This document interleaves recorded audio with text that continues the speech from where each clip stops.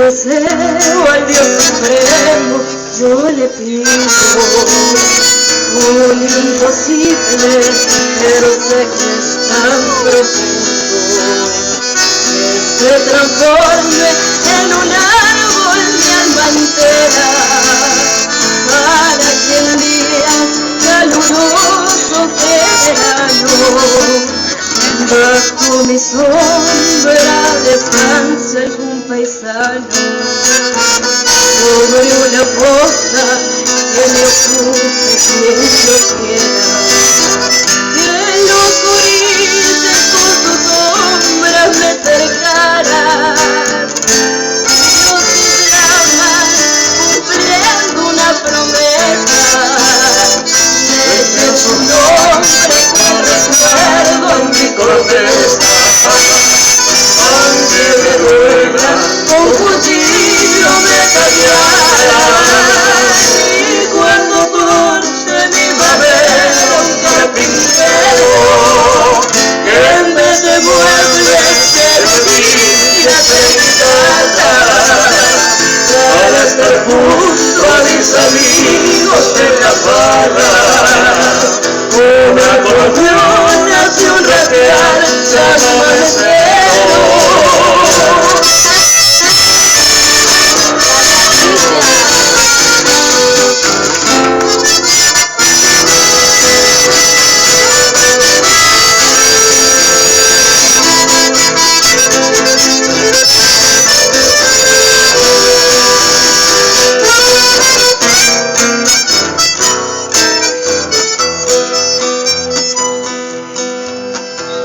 Se transforme en un árbol mi alma entera, para que en día caluroso de verano bajo mi sombra descanse algún paisano sobre una costa que me ocupe quien lo quiera, que lo tuviese con su ronda me cercarán, y los que se aman cumpliendo una promesa, dejen su nombre pues recuerdo en mi corteza, aunque me duela con cuchillo me tallarán, y cuando corte mi madera un carpintero, que en vez de muebles se dedique a hacer guitarra,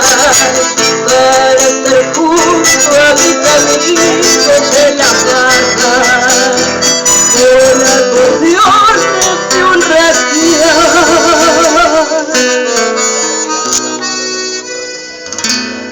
San Marcelo.